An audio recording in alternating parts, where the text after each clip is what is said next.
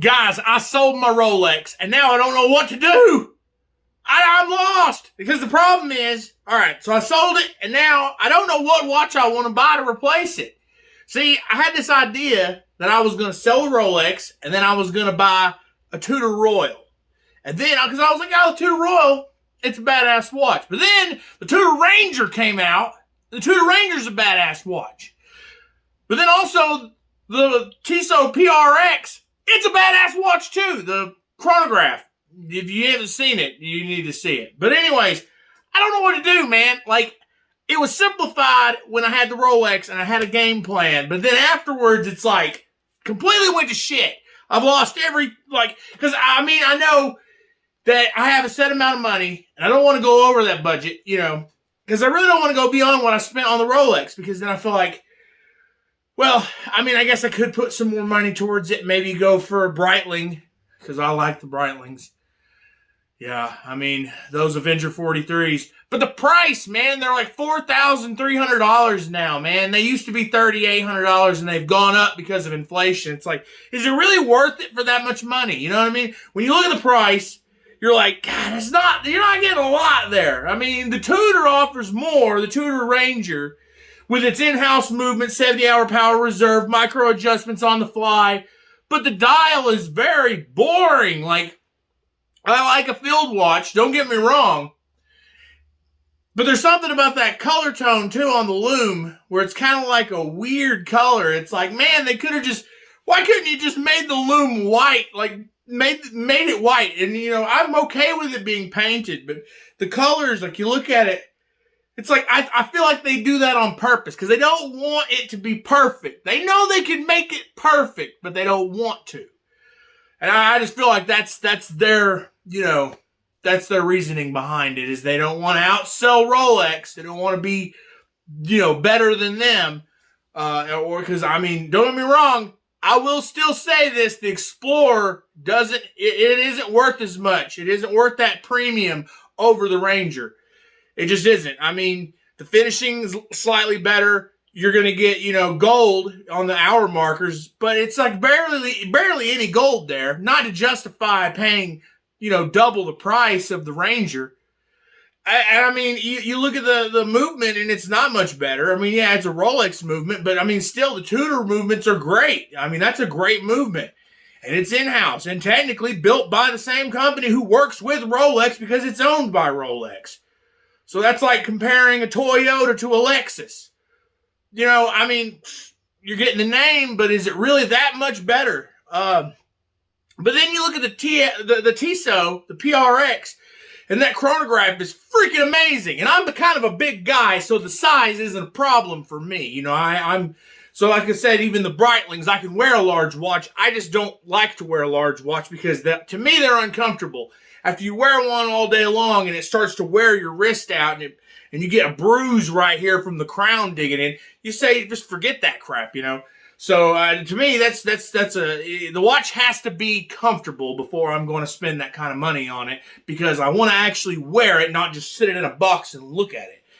So, and then the Tudor Royal. The Tudor Royals. Now, see, I want the 38? Yeah, the 38 millimeter, because I'm not a big fan of the date complication. You get the date, the day at the top. And I don't really need that. I don't need to know it's Monday or Tuesday, you know what I mean? Because I don't wear those kinds of watches to work or, on a daily basis. To me, those types of watches would be a weekend watch, or when I'm going out somewhere nice and I want to look nice, I put that on. My job is too physical, demanding. It's going to destroy a watch like that. I would tear it up. So it's not going to be a watch that I wear every day. So I don't need those two functions. And to me, the dial looks better. I want more of the gold markers, because those gold Roman numerals around the edge of the dial, they really look nice. And I know some people complain about the date window eating into the 3. But it's not that big of a deal. When you look at it in person, those things don't stand out. They stand out in photographs, So you can't really base it off of that. And not to mention the smaller size, because the Rolex I sold was a 34 millimeter, okay? And it was a Rolex Oyster Perpetual date, 1505.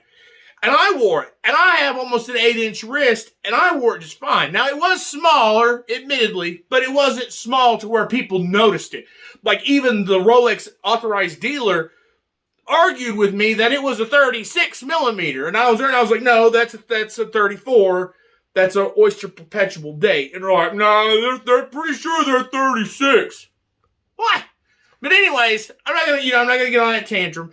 But the size of those cases, they wear larger than what you would think by the numbers. So when I was selling, you get a lot of people that would call me or message me and they'd say, oh, is it a 36? I'm like, no, it's 34. And they would be immediately put off by 2 millimeters. They'd be like, no, I'm not buying it. But anyways, I don't need a 41. The Ranger, or not the Ranger, but the Royal, it's a 41 in the day-date complication. And to me, it's too big because if you look at the taper on the bracelet, how wide the case is at a 41, and then it tapers so fast, it looks very weird, like the bracelet's like real wide, and then it goes like real narrow real quick. But when you look at the 38, the bracelet's more, cohesive and more of a gradual taper. And I think that looks more accurate and less, I don't know. If you look at it, you'll notice if you pay attention. But I feel like the 38 will wear like a 41 or a 40, I believe, because I think it is a little bit smaller than 38 actually. And just like I think the 41 is actually a little bit smaller when it's actually measured by someone that's competent. So see, I'm torn now because I want to spend this money and I want to buy a watch that I'm gonna love, But there's so many watches to love out there. And that's why I'm coming to YouTube to ask you guys what you think I should spend the money on. Like, hit me with some ideas, you know what I mean? Because I just started this channel and I've hit 100 subscribers, and that is amazing. I never thought me getting on here and just running my mouth that people would want to listen to me talk, because a lot of people just tell me that I need to shut up because I talk too much. So, get on here and talk to you all about watches. It's something that I can do with you guys, because a lot of the people in my everyday life, they don't care about watches. They don't know nothing about them, and they don't understand why I want to spend that much money on a watch. And that leads to another problem I've come into, is I have a Camaro, a 2014 SS, that I could also spend that money on doing some upgrades to it. And that was part of my channel too. I've had some videos of my Camaro, and I love my Camaro, and I want to do these things to it. I want to do maybe a body kit, maybe do some motor work and stuff, and actually document it on this channel with it, because I know a lot of you guys that are into watches like me are also into cars. So it's like a two thing. This is, it's a badass Camaro. It's an SS with the LS3. I mean, it's a great car, and it's bone stock right now. Well, pretty much bone stock, but I want to do stuff to it too. So it's like, part of my brain says, well, why don't you take this money and put it in the Camaro? But the other part of me says, no, you want to take this money, you want to buy you another badass watch, because I miss my Rolex. I mean, I started getting cold feet the night of. The guy was coming up from Atlanta to buy it. He drove up here with cash in hand, and when I was handing it off to him, I realized I liked that watch more than what I thought I did, because I'd had that watch for years, And I know people are going to say, you never should have sold your Rolex. You shouldn't have sold your first Rolex. But here's the thing. It's just a watch at the end of the day. It's a watch that can be replaced with another watch that I can wear for years and I can develop an attachment to as well. But it wasn't that great of a watch. It was an Oyster Perpetual date. And if you don't know what an Oyster Perpetual date is, and this year for a 1505, it had an acrylic glass, okay? Acrylic. That means if it's scratched, you have to buff it out or you have to replace it. And that happens very easily. Its threading on the crown was very worn. I mean, it still screwed down, but the water resistancy was out the window. Okay, so I did not get it wet and submerged in the water. So if I was out wearing it and something happened and I was out on the lake or, out next to a pool and I was to fall in, the thing could be ruined.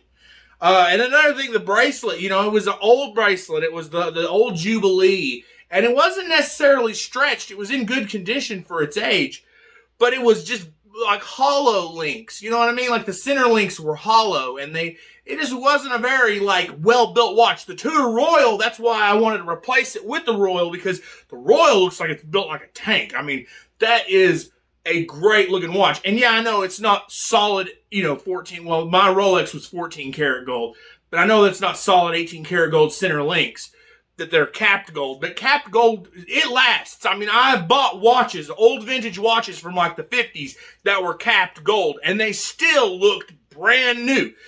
Plating is a different story. I do not buy gold plated watches, and I don't recommend it, because if you wear them and you do anything in them, eventually that gold wears off. And to me, gold plating does not look like the real gold. It doesn't look real. I could point it out from a mile away, and I can tell that's fake gold. So I'm not going to go down that route. But the Royal also comes with an 18 karat gold bezel and 18 karat gold crown, which are actually 18 karat gold. So there's that, and those bezels are much larger, so there was probably more gold in the bezel and crown on a Royal than there is in the entire Rolex that I sold, to be fair, considering it's 14 karat gold and the links were smaller and the bezel's smaller and everything was smaller on that watch, on the Oyster Perpetual. So, I mean, I feel like it was time to move on from that watch. I had a Rolex, I've had one, and now I can say, it wasn't nice, yes, but in the atmosphere of these days, people are starting to notice Rolexes more. And even I was more apprehensive to sell it online, because I was worried about people. I had a lot of scammers, but I was worried about the guys. So I always, check their profile and look at the people before I met up with them, because if you got a bad vibe from them, man, it ain't worth it. Because the guy messaged me and told me a guy got shot, doing a Rolex trade. And another guy out in Knoxville, the guy ran out of the bank with a Submariner. Like, they were going to do the money, they're going to transfer, and the dude grabbed the watch and took off running out of the bank. So, I mean, you got to be careful with this stuff. And I don't really want to know if I want to be in the market of selling and trading and all that stuff. I want my next watch to be a long-term purchase. I don't want it to be a watch that I'm going to buy it, and then in a few months to a couple of years, I'm like, I'm done with this thing, man. I want to trade it. I want to flip it. And I want this to be a good watch that I'm really happy with. And I know at the end of the day, I'm the only one that can make that decision when it comes to buying a watch. But I'm always interested in hearing your all's opinions. And like I said, I'll let you know when I get the watch. I'll do a full review if I decide to get a watch, or if I decide to build a Camaro. Whatever happens, I haven't made up my mind. I don't know when I'm going to get sleep, because I've been worrying about this now for like 24 hours. So, anyways, let me know in the comments. If you haven't subscribed, I've still got a case coming from China to put that movement that I bought from the flea market, that badass movement that I'm going to swap in, or I'm going to have my watchmaker build it, put it in a case to turn it from a pocket watch into a wristwatch. That is happening. It's just going to take forever because it's shipping from China. It's the only place I could find that sold empty cases, empty watch cases that were in the correct size that I needed. So that's coming up, and I'll be able to make content on that. And yeah, I appreciate you all so much. And thank you all for subscribing and the positive comments. And, and I know I'm opinionated. I have my own opinions. You have your opinions. Be free. Tell what you think. Give me advice on watches and what you want to see from this channel. Because I might be making the content, but you guys are the ones enjoying it. And I want to make you guys enjoy the comment and be happy and enjoy the channel. So thank you again. Peace out.